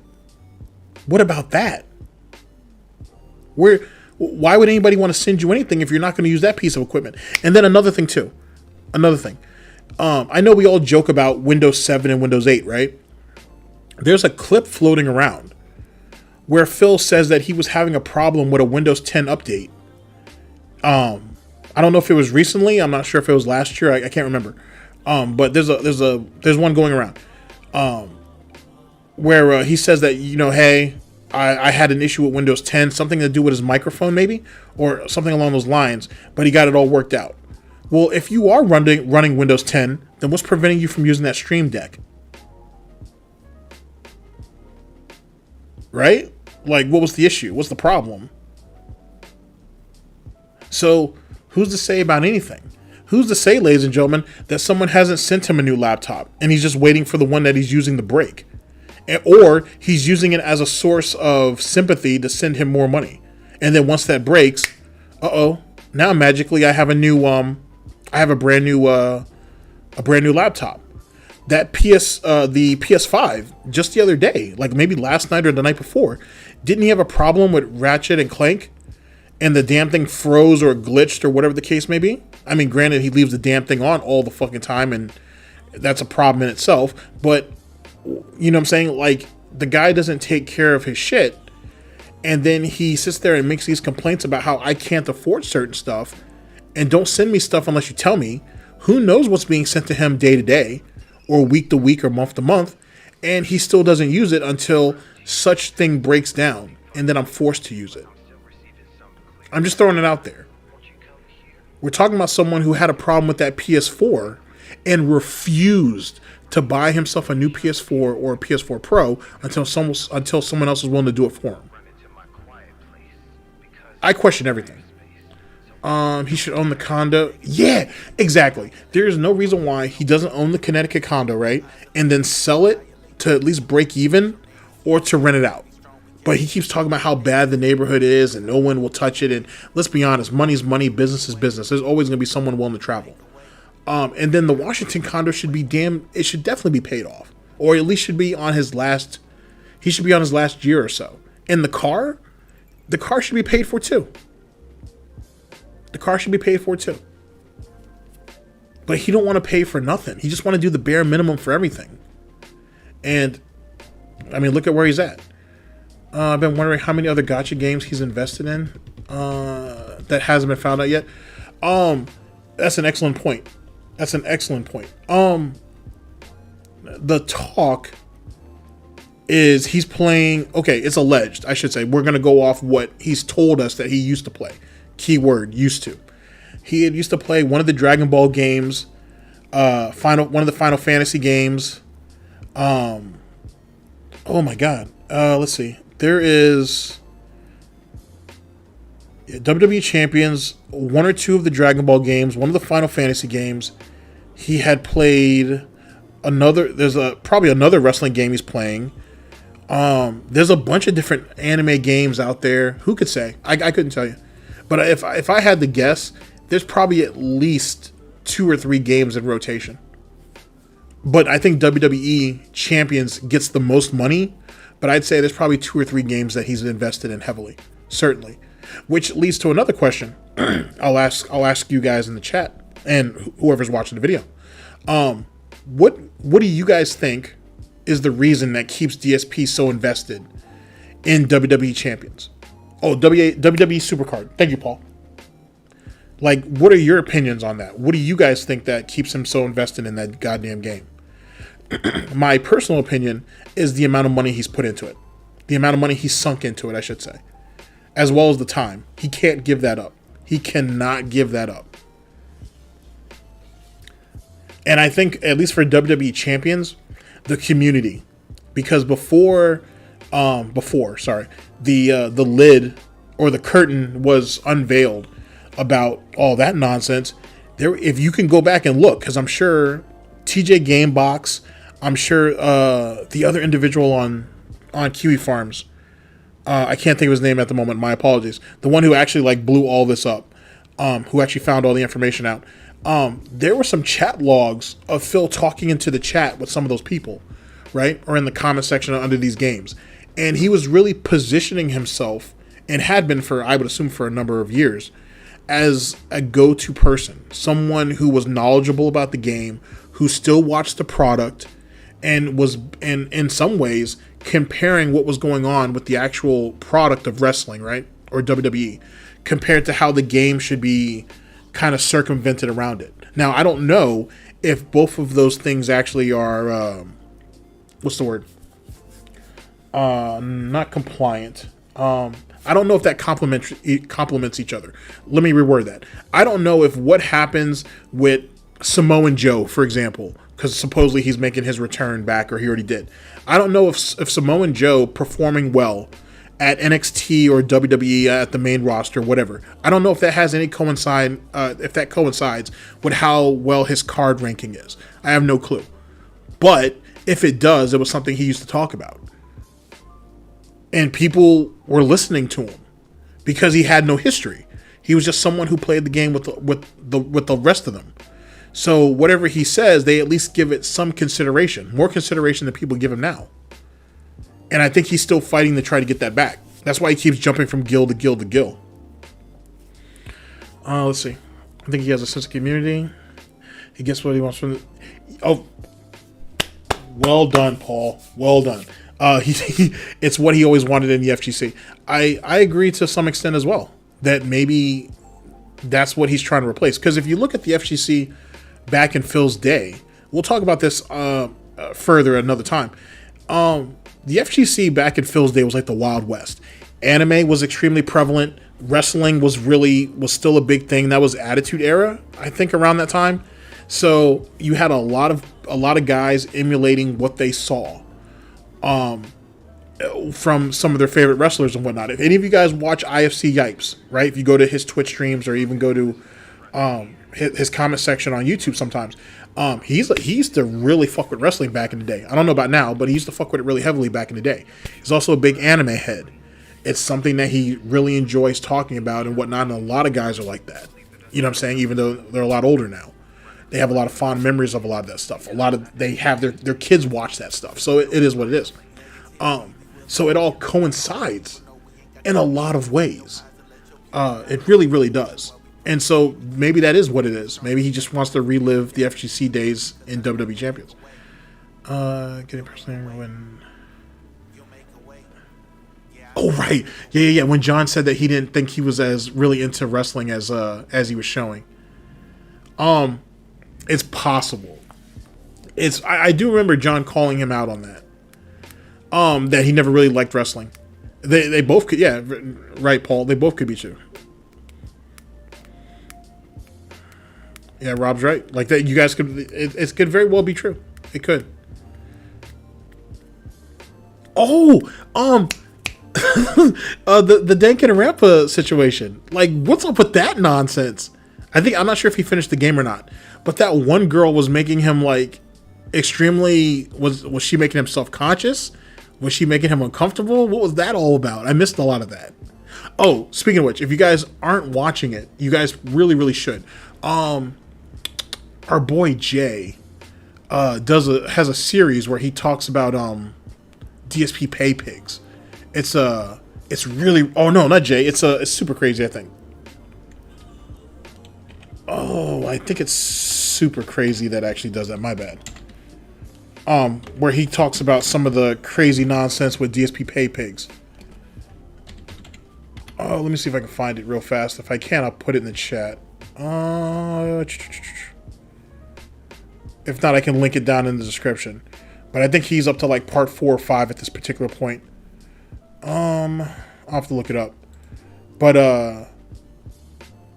it's a good watch. If you guys are ever looking at someone who's like really dissecting the mind of a pay pig, I think that's something that should be checked out. Anyway, my bad. But the Danganronpa thing, I don't know what that was about.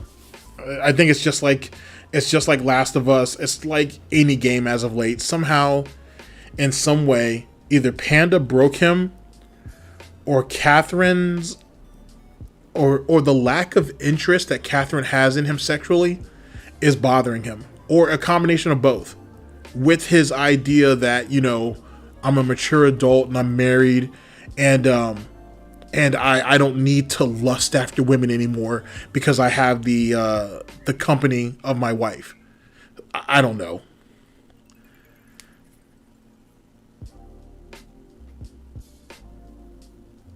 Oh, are we talking about the character from Danganronpa?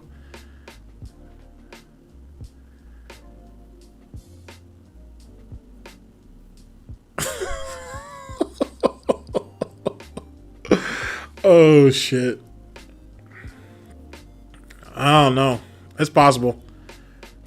I feel like I just feel like the dude's sexually awkward. I don't know. I think honestly, well, a lot of it comes from the fact that I just don't think he couldn't live up to his okay, we are talking about her? Wow. See, it makes you wonder if Panda was the type to want to talk dirty, but I couldn't tell you. But then it sounds like this character was on a whole nother level with that shit. But yet again, it's not real. So, like, can he just not differentiate what's reality and what's, you know what I'm saying, and what's fiction? Or, like, what's the deal? Like, it's not that big of a deal. It's just a game. And he treating that shit like this is real life and it has real ramifications. It don't. Like, him odling or him lusting over all those fucking female statues he has, it was kind of weird. It was kind of silly. But it is what it was. You know what I'm saying? He was a bachelor or whatever the case may be. But then even then, a lot of the time when he was doing that, Panda was in the picture. Like, she was there. So it is what it is. And then we know from Panda that she wasn't getting that type of attention. So it becomes a slippery slope. It becomes a slippery slope. But even still, you shouldn't be taking anything like that seriously. It's like he's mentally broken sexually. I don't get it. I don't know what, and it could be because he's confused. To be honest with you, I know it sounds weird, but it may be because the dude's sexually confused. It's possible. I've heard weirder things, but I mean, it is what it is. If that's the case, then with that being said, why even play those games? Why do you keep doing that? Like, play games that you just want to play and just move on. Like, you know what I'm saying? You don't have to play every fucking new release. It's not helping you anyway. It doesn't. Sorry, let me reword that. From the standpoint of diversification, right? It doesn't help you. So what's the point? Let's see.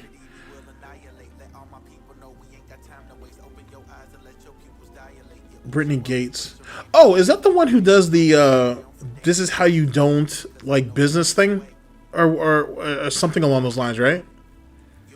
I think I've sat there and watched a couple of her videos actually. She has really good insight. But Phil's never been business minded though. Let's be honest. Like, you know what I'm saying? Like, in a lot of her videos, I get what she's trying to say. It's just Phil's never been business minded though. He's really not. He's trying to emulate what he thinks the business should be, and actually, instead of seeing what the business for what it is. Really? Is she, what? No, she's not that old, is she? Sorry, not that old. That's being rude. Is she really? She definitely comes across really mature. I didn't think she was as old as Phil though. I don't mean to be rude when I say that. But yeah, she's very business focused. I agree. She's very business focused. Because she's like a business owner herself, right? Like she owns a small business or something along those lines. He just wants the toes. Just wants the toes of John. Wow. Yeah. Brittany is definitely on point with some of the stuff that I've seen, for sure. And like I said, her series is a good watch, at least from what I've seen, for sure. Oh wow, really? She doesn't look that old. She really don't. Big ups to her. She don't look that old. To be honest, she really don't. Oh wow, she's really okay. Well, all right. Well, I'm not gonna harp on this. I'm not gonna harp on this woman. Like I said, she makes good content. You know what I'm saying? I definitely agree with what she says. I was really surprised that. I'm not surprised at. Are you sure? I swore that I thought she was like in her like early mid 30s.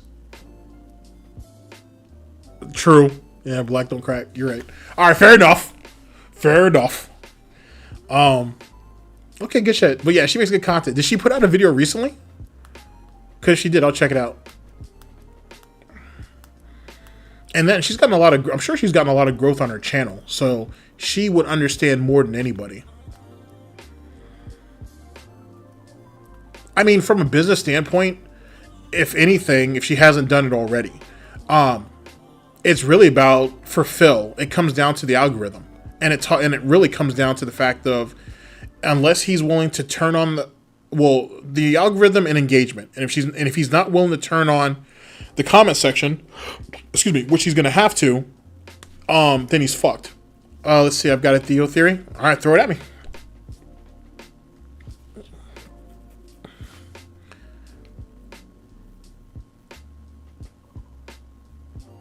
But yeah, if he don't turn his comment section back on, he's screwed.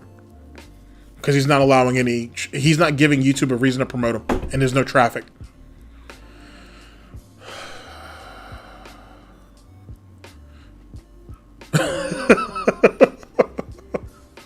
Hey man, I don't. It's okay, man. I don't. We don't need the birth certificate. I was just surprised. I'm just really surprised by that. Like I said, I guess maybe because when you look at Phil for so long, and you see how he aged like curdled milk and shit, because the dude won't take care of himself, it kind of makes sense. Oh wow, she did put out a video today. All right, I'll check that out later for sure. Oh, let's see. The reason why Phil told us the cat work schedule, even though he's trying to be discreet, is he wants us to go over and see. Oh, that's a good one, Doom. No, yo, 402. I'm just joking with you, man. I know what you mean. I know what you mean. I know what you mean. My bad. He wants us to spy on her. I kind of like that, actually. I kind of like that theory, because Phil already knows that we know where she works.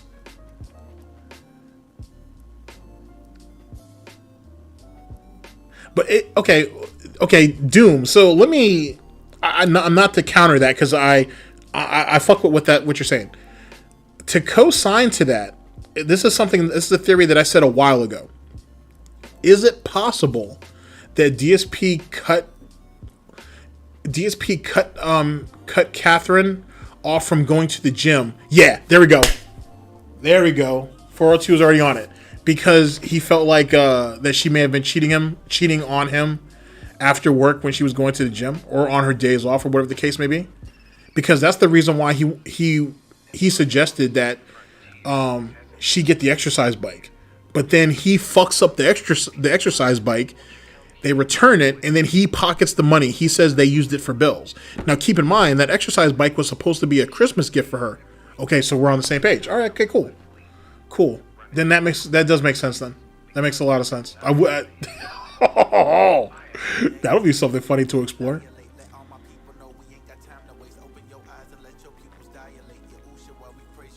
That's another good point in itself, Doom. Why doesn't she just go walking around the? Why didn't she just go ahead and walk around the neighborhood? She could just as easily do that. I didn't even see a need for an exercise bike, unless the weather, of course. I don't know if she.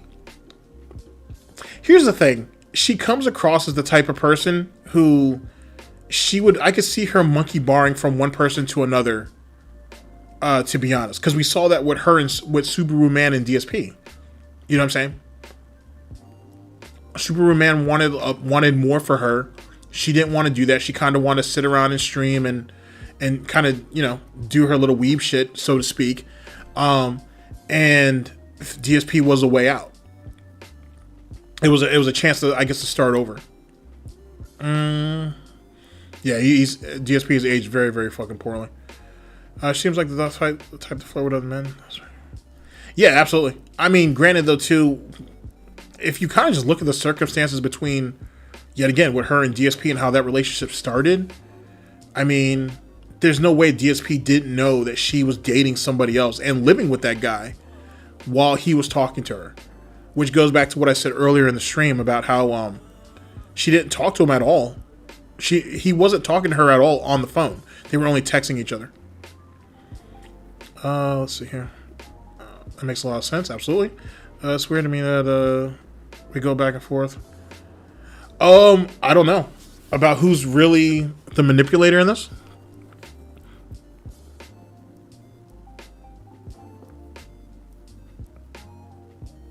I think it's a little bit of both, to be honest.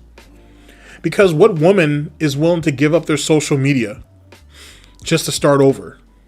Like, who does that? And then in another older video that I'm getting ready to clip, he says, "Oh, well, if you want to have social media again, I'm okay with that. Just do it under a different name." She's like, "No, I don't want no part of that. Yada yada yada yada." I mean, then again, who are you to give her permission to do anything?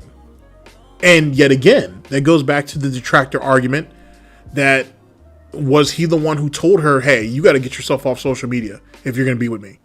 You got to give all that shit up." And then he lied to us and said that, oh, she doesn't have any social media. She doesn't have an online presence or footprint, if you will. And there's nothing to look up. So I don't know, man. I feel like it's just two roommates, to be honest. And DSP wants it to be real, and I think she's just going along with it until something better comes along. At the end of the day, it's honestly what I feel. And unless this idiot got a prenup, which he probably didn't, win, lose, or draw, she's walking away. She's gonna walk away. She's gonna walk away clean, to be honest. And I think going back to the whole situation with the gym, the exercise bike, is it possible that she was cheating on him and that's why he's trying to get us to spy on her? I think he was intimidated by what she was doing, like by the changes she was trying to make. And he was thinking to himself, well, shit, if you were willing to cheat on me with somebody else, who's to say you wouldn't do that with somebody else? You know what I'm saying? So she kind of has that stigma kind of already on her, from a certain degree, if you will. So I don't know. But like I said, it's nothing more than just glorified roommates. But I mean, is there, I don't know if I go say it's abusive, but is there definitely manipulation going on? For sure. Absolutely. Absolutely. And to be honest with you, Jasper only exists to go back to the abusive part of it.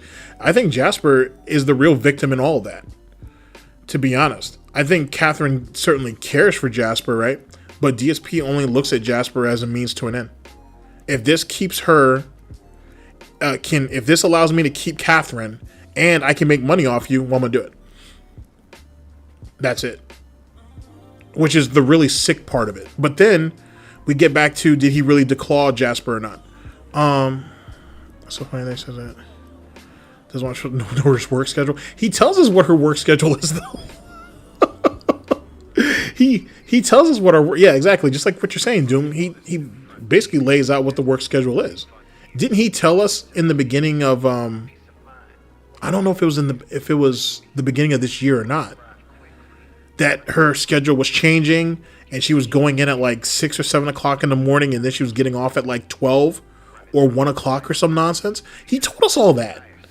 So you did a poor job hiding that there, DSP, if that's really what the case is. Yeah, Phil's a fucking idiot.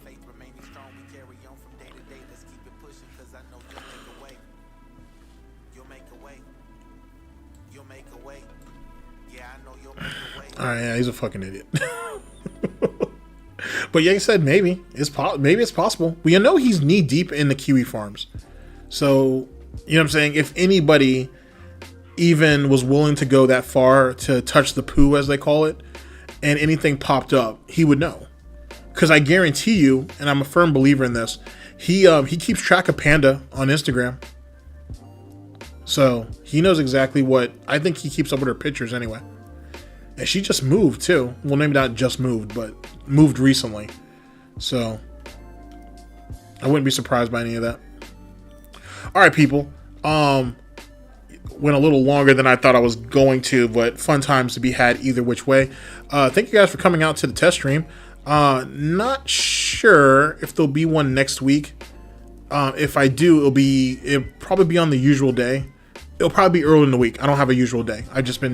I try to stream on Tuesdays, but I try to stream on Tuesdays. Try to do one next week. If there won't be one next week, because I'll be heading out of town, then I'll do one the week after.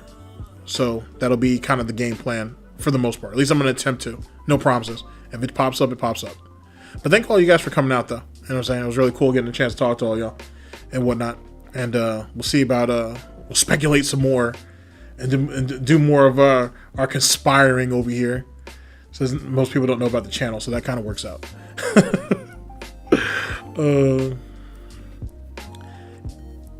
DSP being a father just seems like the worst idea in the world. It really does. It just doesn't seem like a very good idea. I really don't.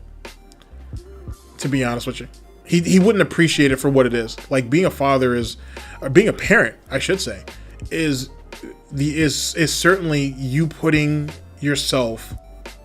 someone else before yourself for the greater good, for their greater good, if you will. DSP can't do that. He has to benefit in all factions. If not, it's not worth his time. He'd be a lousy father. He'd be a lousy parent, to be honest. And as dysfunctional as that relationship that him and Catherine has, I wouldn't want to subject any child to that. To be honest, no joking or anything. I wouldn't want to subject a child to that. That's not a good idea. And that and his reputation and everything, yikes! It's not worth it. Anyway, guys, like I said, thank you guys very much for coming out. And like I said, I'll see you guys. Like I said, hopefully next week, if not the week after. Take care of yourselves. And video should be out soon. And I'll just leave it at that. I'll talk to you guys later. Peace.